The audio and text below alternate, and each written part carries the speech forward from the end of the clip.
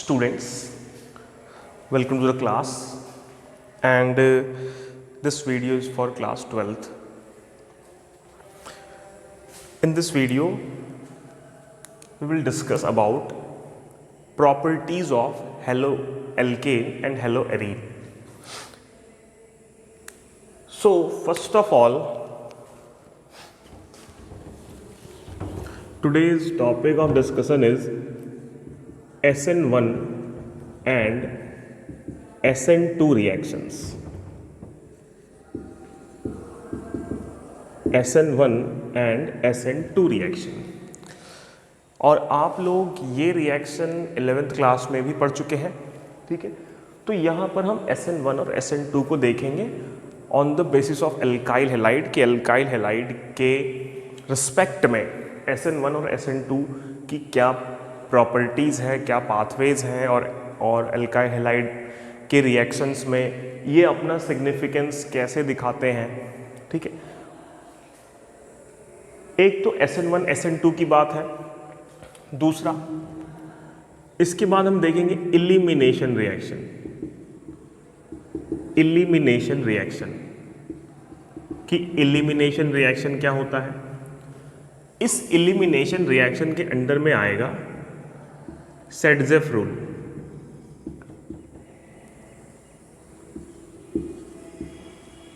कि सेडजेफ रूल क्या है, ठीक है। सेडजेफ रूल में क्या बताया गया है। नेक्स्ट एक टॉपिक आएगा रिएक्शन विथ मेटल्स, कि मेटल्स के साथ रिएक्शन करने पर एल्काइल हैलाइड या एराइल हैलाइड किस तरह का रिएक्शन देंगे। और यहाँ एक बहुत इंपॉर्टेंट रिएजेंट बनेगा जिसका नाम है ग्रिग्नार्ड रिएजेंट। और स्टूडेंट्स, ये ग्रिग्नार्ड रिएजेंट यहाँ आप प्रिपेयर करेंगे और उसके बाद आगे के सभी चैप्टर्स में उसका यूज़ करेंगे। नेक्स्ट, इसके बाद हम ये भी देखेंगे कि एल्काइल हैलाइड में रेजोनेंस क्या क्या इफेक्ट जनरेट करता है और इस पे कितने सारे डायरेक्टिंग ग्रुप्स काम करते हैं। कितने सारे डायरेक्टिंग ग्रुप्स यहाँ एल्काइल हैलाइड में काम करते हैं और किस तरीके से काम करते हैं, ठीक है। तो आज का लेक्चर बहुत ज़्यादा इंपॉर्टेंट है, इसलिए कॉपी पेन लेके तैयार हो जाइए और सारी चीज़ों को नोट्स के तौर पे आप अपने पास स्कोर करते चलिए। Okay, so starts with SN1 and SN2.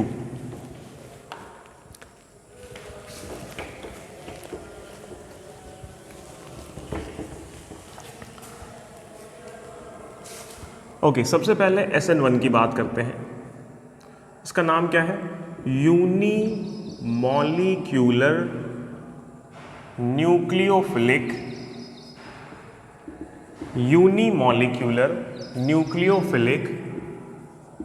Substitution reaction.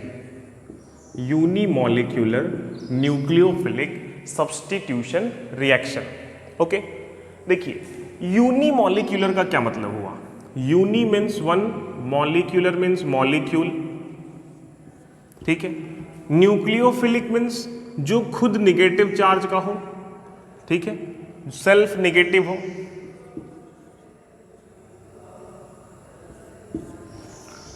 Substitution मतलब एक्सचेंज, और रिएक्शन मतलब तो आप जानते ही, ठीक है। देखिए यूनिमॉलिक्यूलर का क्या मतलब हुआ। यूनिमॉलिक्यूलर का मतलब हुआ that rate of reaction only depends on one molecule of reactant. Rate of reaction only depends on one molecule of reactant. One molecule कहने का मतलब ये नहीं है कि reactant के पास n number of molecule है तो one molecule. One molecule कहने का मतलब है कि अगर more than one reactants है, जैसे A plus B plus C combines to give D, जैसे A plus B give C, यहां क्या हो गया, मोर देन वन रिएक्टेंट है, 2 रिएक्टेंट, 1 और 2, लेकिन रेट ऑफ रिएक्शन एक ही पे डिपेंड कर रहा है, ठीक है। तो क्या बोला गया कि ये यूनिमॉलिक्यूलर है, ठीक है। तो इस चीज को आज हम समझेंगे कि इसमें क्या होता है, नहीं होता है। आपने ऐसे 11th क्लास में इसको पढ़ा हुआ है, थोड़ा सा और डिटेल में जाएंगे आज।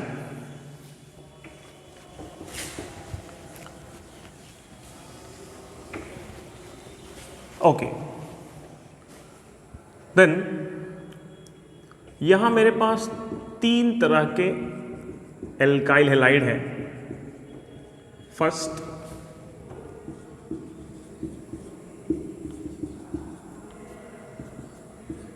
Second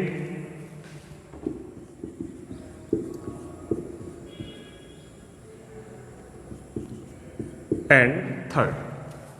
Okay, and as you all know, this is 3 degree, this is 2 degree and this is 1 degree.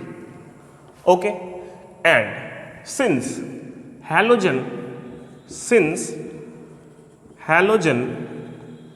have more electronegativity value, halogen की इलेक्ट्रोनेगेटिविटी वैल्यू ज्यादा है, then this 3 degree will form CH3 bond C bond CH3 bond CH3 positive, this 2 degree will form CH3 bond C bond CH3 bond H positive, and the 1 degree will form CH3 bond C bond H bond H positive. Now this is 3 degree carbocation, this is 3 degree carbocation, this is 2 degree carbocation and this is 1 degree carbocation. Carbocation जो कि positive charge रखता है, 11th class वाले सब सारी चीज़ों को याद करो। ये क्या हो गया, ये 3 डिग्री कार्बोकेटायन है, ये 2 डिग्री कार्बोकेटायन और ये 1 degree carbocation. So stability is maximum for 3 degree, stability maximum for 3 degree. Stability का ऑर्डर जो रहेगा वो होगा 3 डिग्री 2 डिग्री 1 डिग्री, ठीक है, 3 डिग्री 2 डिग्री 1 डिग्री, ठीक है। इसलिए पहले लिखने वाली चीज क्या आ गई, SN1 reaction favours in the order of 3 degree 2 degree 1 degree, ठीक है। लिखना आपको सबको है, लेकिन ये क्या है, की नोट्स है आपका, ठीक है। SN1 रिएक्शन का डायरेक्शन 3 डिग्री में सबसे ज्यादा होगा, 2 डिग्री में उससे कम होगा, 1 डिग्री में सबसे कम होगा। आप ऐसा बोल सकते हैं कि 1 डिग्री में SN1 ना के बराबर होता है, ठीक है। 1 डिग्री में SN1 होता ही नहीं है, 2 डिग्री में थोड़ा होता है, थोड़ा, और 3 डिग्री में बहुत सारा होता है, ठीक है। अब देखिए, अब इसका सबका रीजन क्या है, ठीक है, वो सुनिए। 3 डिग्री कार्बोकेटायन में क्या है कि जो अटैकिंग रिएजेंट आएगा, ठीक है, जो अटैकिंग रिएजेंट आएगा, मैं इसको थोड़ा सा क्लियर कर देता हूं और यहां पे आपको एक रिएक्शन लिख के दिखाता हूं। Suppose in any SN1 reaction the skeletal reaction will be CH3 whole thrice C bond X plus nucleophile, any nucleophile gives CH3 whole thrice C bond nucleophile plus X negative, ठीक है। अब यहां क्या होगा, 2 स्टेप में reaction चलेगी, इतना तो हम लोग जानते हैं। SN1 रिएक्शन 2 स्टेप में होती है। पहला स्टेप क्या होगा, स्टेप 1 क्या हो जाएगा, CH3 bond C bond X will give CH3 bond C bond CH3 bond CH3 positive plus X negative. CH3 bond C bond X gives CH3 carbocation है ये, प्लस X नेगेटिव। स्टेप 2 में क्या होता है, step 2 में क्या हो जाता है, स्टेप 2 में हो जाता है कि ये जो कार्बोकेटायन अभी आपके पास है इस पर न्यूक्लियोफाइल कंबाइन करता है और क्या बना देता है CH3 bond C bond CH3 bond CH3 bond nucleophile. ठीक है, ये होता है पूरा SN1 रिएक्शन। ठीक है, अब देखिए यहां आपके पास क्या है, 2 स्टेप की रिएक्शन मिल गई आपको। ओके, तो क्या क्लियर हुआ कि SN1 रिएक्शन 2 स्टेप में है। ठीक है, लेकिन जो 3 डिग्री कार्बोकेटायन है, इसलिए मैंने यहां पे 3 डिग्री का एग्जांपल लिया है, जो 3 डिग्री कार्बोकेटायन है वो सबसे ज्यादा SN1 दिखाएगा। क्यों दिखाएगा? क्योंकि ये जो न्यूक्लियोफाइल इस पर अप्रोच करने के लिए आ रहा है वो इधर से भी नहीं आ सकता है, इधर से भी नहीं आ सकता और इधर से भी नहीं आ सकता है। क्यों नहीं आ सकता है? क्योंकि यहां पर ग्रुप्स लगे हुए हैं। ठीक है, हिंड्रेंस हो गया है, बंद हो गए हैं सारे रास्ते। ठीक है, वो कहां से आ सकता है? बस फ्रंट से अटैक कर सकता है। ठीक है, अच्छा इस कार्बन का हाइब्रिडाइजेशन क्या है? इस कार्बन का हाइब्रिडाइजेशन है क्या है बताइए? sp2। इस कार्बन का हाइब्रिडाइजेशन है sp2। पहले क्या था? sp3। इस कार्बन का हाइब्रिडाइजेशन क्या था? sp3। मतलब एक p ऑर्बिटल खाली हो गया, x के निकलने और नए न्यूक्लियोफाइल के आने के बीच में, x के निकलने और नए न्यूक्लियोफाइल के आने के बीच में एक p ऑर्बिटल खाली है। ठीक है जी, उस p ऑर्बिटल को हम ड्रॉ कर लेते हैं। उस p ऑर्बिटल को हम ड्रॉ कर लेते हैं।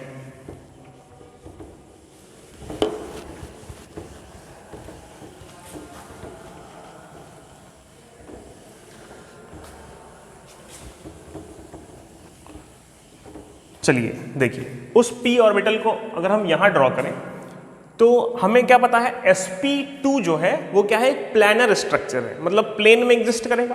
तो पहले एक प्लेन बना लेते हैं। ये एक प्लेन है। ठीक है, अब इसमें sp2 को ड्रॉ कर देते हैं C।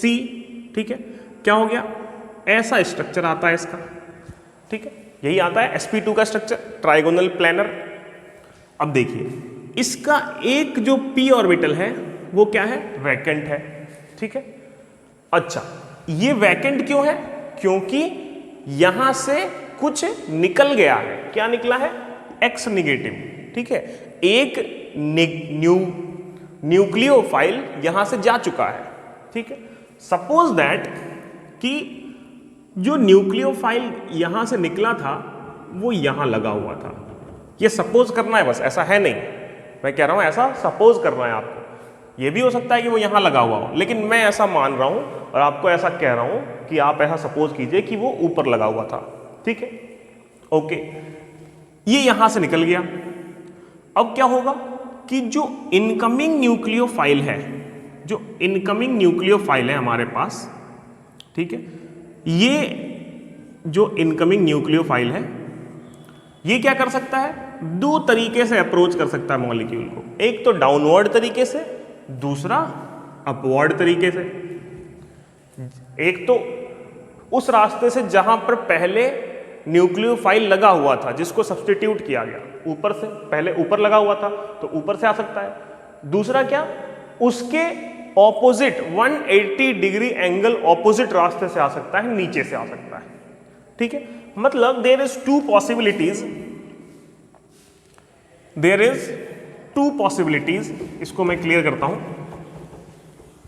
क्योंकि अभी बहुत सारी इंटरेस्टिंग चीजें आपको मिलेंगी समझने के लिए।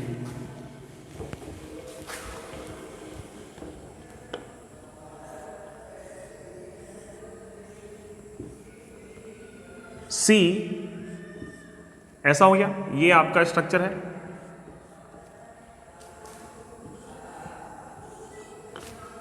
अब क्या है कि यहां पर 2 पॉसिबिलिटी है न्यूक्लियोफाइल के लिए। एक तो वो ऊपर से अप्रोच कर जाए, दूसरा वो अंदर से अप्रोच कर जाए। ठीक है, सपोज हमने क्या करा था कि जो Cl था, ठीक है, वो यहां लगा हुआ था। ये क्या है? ये है Cl निगेटिव। ठीक है, वो ऊपर कहीं लगा हुआ था और अब टूट चुका है। ठीक है, अब वो टूट चुका है, पॉजिटिव चार्ज है इसके पास, उससे हमें कोई मतलब नहीं है फिलहाल। देखिए अब क्या हुआ कि ये न्यूक्लियोफाइल ऊपर से भी आ सकता है, नीचे से भी आ सकता है। तो इसका जो प्रोडक्ट बनेगा उसकी दो पॉसिबिलिटीज आ जाएगी। क्या क्या आ जाएगी? पहला, तो जो नया स्ट्रक्चर बने उसमें न्यूक्लियोफाइल का पोजीशन वही हो जो कि पहले क्लोरीन का था, तो उसको क्या बोला जाएगा? रिटेंशन। अच्छा, दूसरा क्या पॉसिबिलिटी है कि न्यूक्लियोफाइल का जो पोजीशन है वो पहले के पोजीशन से सीधा 180 डिग्री चेंज हो गया। देखो, पहले यहां था न्यूक्लियोफाइल, सपोज ये मेरा जो ये वाली उंगली है, ये क्या कार्बन है, बीच वाला कार्बन, और पहले यहां न्यूक्लियोफाइल लगा हुआ था। लेकिन अब क्या हुआ? न्यूक्लियोफाइल का पोजीशन सीधा उल्टा हो गया, यहां आके लग गया। इसको क्या बोलेंगे? इन्वर्जन। इन्वर्जन। एक चीज क्या हो गई? रिटेंशन, और इसको क्या बोलेंगे? इन्वर्जन। ठीक है, ओके। इसी चीज को आर कन्फिग्रेशन और एस कन्फिग्रेशन भी कहा जाता है, और इसी चीज को डी कन्फिग्रेशन और एल कन्फिग्रेशन भी कहा जाता है। अगर इसको ऑप्टिकली एक्टिव कर दे तो वो भी मैं आपको दिखाता हूं। देखिए, अब क्या बोला गया कि ये जो रिटेंशन है और ये जो इन्वर्जन है, ये दो प्रोसेस हुए। ठीक है, एक्चुअली हम बिलीव ये करते हैं कि रिटेंशन और इन्वर्जन दोनों को मिक्स करके हमें एक मिक्सचर मिलता है जिसको हम क्या कहते हैं? Racemic mixture. रेसमिक मिक्सचर, इसके बारे में भी अभी बात करेंगे। तो देखिए क्या हुआ कि हमने जो क्लोरीन एटम यहां से निकाला था, ठीक है, उसके साथ क्या हुआ कि जब भी SN1 रिएक्शन जब भी मतलब चलेगा, जब भी एग्जिस्टेंस में आएगा, मैं ऊपर एक SN1 लिखता हूं, CH3 bond C bond CH3 bond CH3 positive plus NU negative, ये हमेशा क्या होगा? पोलर प्रोटिक सॉल्वेंट में होगा। Polar protic solvent, polar protic solvent में एग्जिस्ट करेगा। ठीक है, अब देखिए पोलर प्रोटिक सॉल्वेंट क्या है? पोलर प्रोटिक और सॉल्वेंट। पोलर का मतलब हो गया जिसमें चार्ज हो, प्रोटिक का मतलब हो गया जिसमें प्रोटॉन हो, सॉल्वेंट का मतलब आप जानते ही हैं। ठीक है, तो पोलर प्रोटिक सॉल्वेंट का यहां यूज किया गया, तब जाकर यहां क्या बना है आपके पास? यहां पर ये वाला प्रोडक्ट बना है आपके पास जी। ठीक है, CH3 होल थ्राइस, C पे न्यूक्लियोफाइल लगा हुआ है। अगर ऐसे समझने में दिक्कत आती है तो फिर से ऐसे ही लिख लो इसको, कोई दिक्कत नहीं है। ठीक है, अब देखिए क्या हुआ? जो प्रोटिक सॉल्वेंट आपने यूज किया था उसके पास क्या है? उसके पास प्रोटॉन है, H+ आयन है। ठीक है, किस फॉर्म में है वो देखिए। सपोज दैट आपने वाटर यूज किया यहां पे। ठीक है, पोलर प्रोटिक सॉल्वेंट का एग्जांपल देख लो पहले। वाटर हो सकता है, इथेनॉल हो सकता है, मिथेनॉल हो सकता है, और एसिटिक एसिड भी हो सकता है, CH3COOH। ठीक है, तो इतने सारे आपके पास पोलर प्रोटिक सॉल्वेंट हो सकते हैं, और भी हैं। ठीक है, फिलहाल आप इतना याद रखिए। अब देखो क्या हुआ कि ये जो हमारा Cl निगेटिव आयन था, ठीक है, Cl निगेटिव का ये जो हमारा आयन यहां पर निकला, ठीक है, उसको निकलते ही, सिंस ये नेगेटिव चार्ज वाला है, इसलिए जितने भी प्रोटिक सॉल्वेंट थे उसने उसको क्या किया? कैच कर लिया। कैसे कैच कर लिया? H bond O bond H, H bond O bond H, फिर H bond O bond H। ठीक है, क्या हो गया? सबने इसको कैच किया हुआ है, तो क्या हो गया? Cl जो है ये क्या है? फ्री करने, मतलब मूवमेंट करने के लिए फ्री नहीं है। ठीक है, ये जो Cl है ये मूवमेंट करने के लिए फ्री नहीं है। ठीक है, लेकिन न्यूक्लियोफाइल क्या है? ये नेगेटिव चार्ज का है, क्लोरीन भी नेगेटिव चार्ज का है। तो जैसे ही न्यूक्लियोफाइल इस रास्ते से यहां पहुंचेगा, ऊपर वाले रास्ते से, ठीक है, ये Cl सिंस नेगेटिव है, न्यूक्लियोफाइल भी नेगेटिव है, तो यहां पे रिपल्सन होगा। ठीक है, ये Cl भी नेगेटिव है, न्यूक्लियोफाइल भी नेगेटिव है, जैसे ये दोनों यहां पे पहुंचते हैं, यहां पे रिपल्सन हो जाता है। ठीक है, तो न्यूक्लियोफाइल क्या करेगा? फिर वो दूसरे वाले रास्ते से अप्रोच करेगा। ठीक है, तो मतलब दूसरे वाले रास्ते में कोई दिक्कत ही नहीं है, वो आराम से जा सकता है। ठीक, तो कहने का मतलब ये है कि जो रिटेंशन वाला फैक्टर है, मतलब possibility of nucleophile to attach with the sp2 hybridized carbocation, सुनिएगा, possibility of nucleophile to attach with the sp2 hybridized carbocation in the same place as the previous nucleophile exists is known as retention, and this is always less than 50%। ये क्या होगा, हमेशा ही कम होगा 50% से। ठीक है, अब क्या हो गया, इन केस ऑफ इन्वर्जन, उल्टा कर देंगे अगर उसको, 180 डिग्री घूम गया, ऐसे पहले यहां था, अब क्या हो गया, ऐसे हो गया। In case of inversion this is more than 50%। Okay, ये लेस देन 50% है, ये मोर देन 50% है। इन दोनों को मिलाएंगे तो कभी भी रेसिमिक मिक्सचर बनेगा, लेकिन 100% नहीं बनेगा। ठीक है, रेसिमिक मिक्सचर बनेगा लेकिन 100% नहीं बनेगा। आइए अब इसी चीज को हम एक दूसरे तरीके से समझते हैं, ऑप्टिकल एक्टिविटी के तौर पे समझते हैं। क्या होगा, इस डायग्राम को आप कॉपी में लिख लीजिए, क्योंकि अभी जो मैं एक्सप्लेन करूंगा उसमें इस डायग्राम की आपको दोबारा जरूरत पड़ जाएगी। तो मैं तो बनाऊंगा नहीं, लेकिन आपकी कॉपी में रहेगा तो आपको समझ में आएगी चीजें।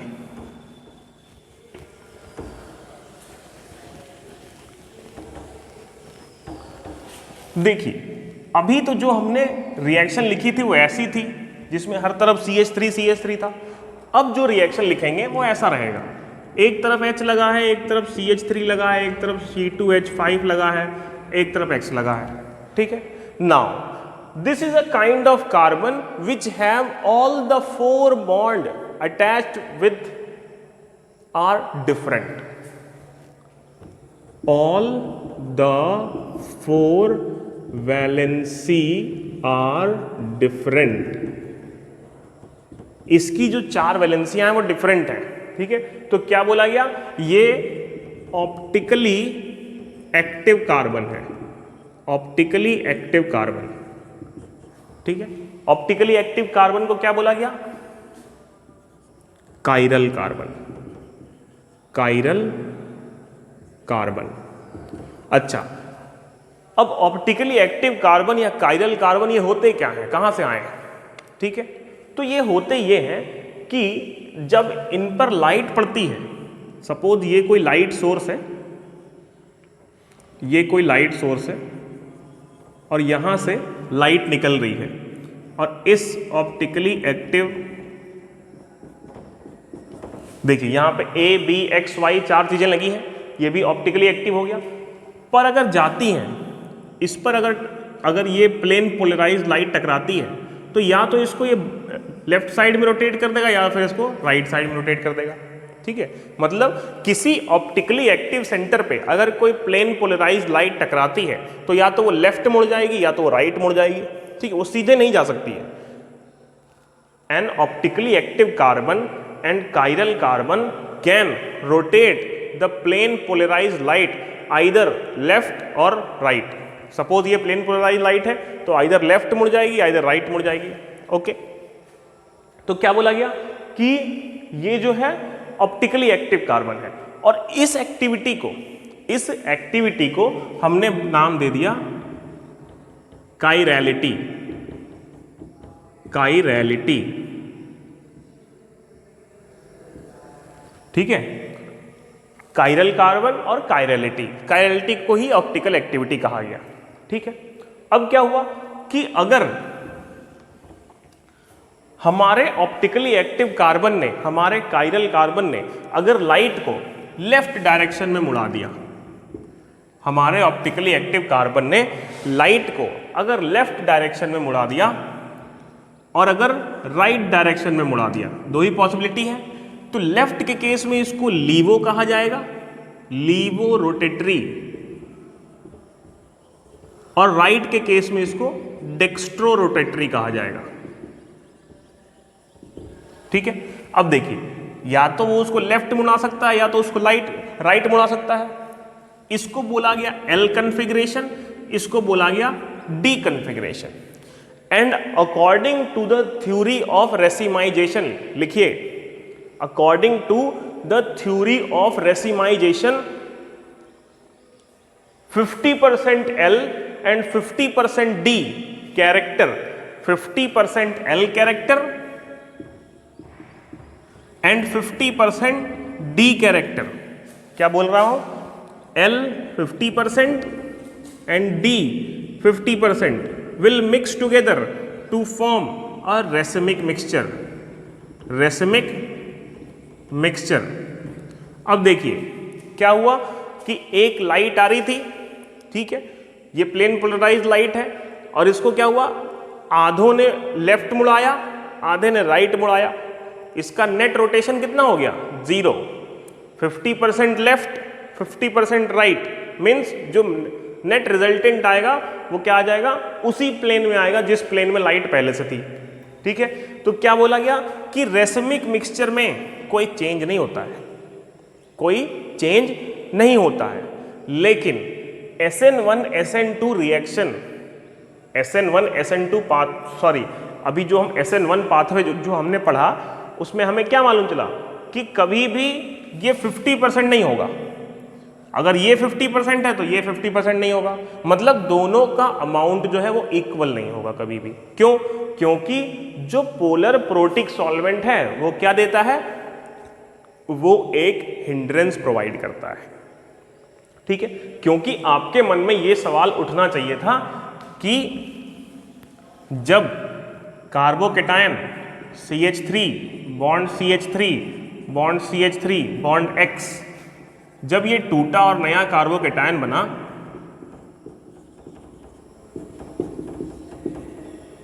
प्लस Cl नेगेटिव हो गया, ये हो गया कार्बोकेटायन। और हम अभी तक हम क्या पढ़ते आ रहे हैं?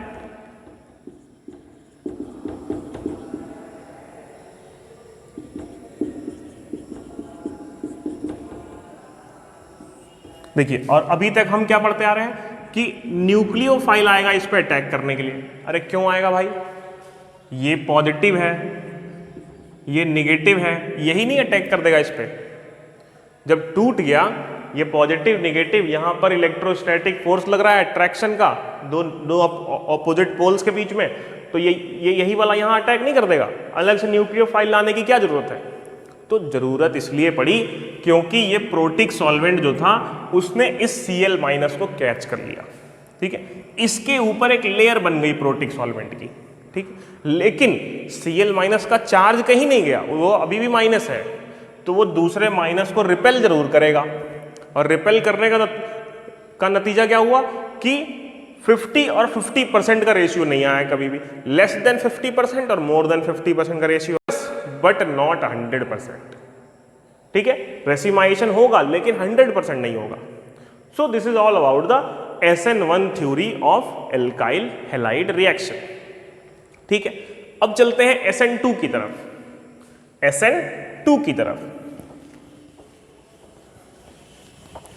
अच्छा, SN1 जब हम पढ़ ही रहे हैं तो एक बात मैं आपको और बता दूं, ऐसे ये बातें आपको पहले से पता होंगी क्योंकि आपने 11th पढ़ा है और बहुत अच्छे से पढ़ा है। तो ये क्या है कि जो CH3 bond C bond CH3 bond CH3 positive plus nucleophile, ये हमारा सेकेंड स्टेप था, और हमारा फर्स्ट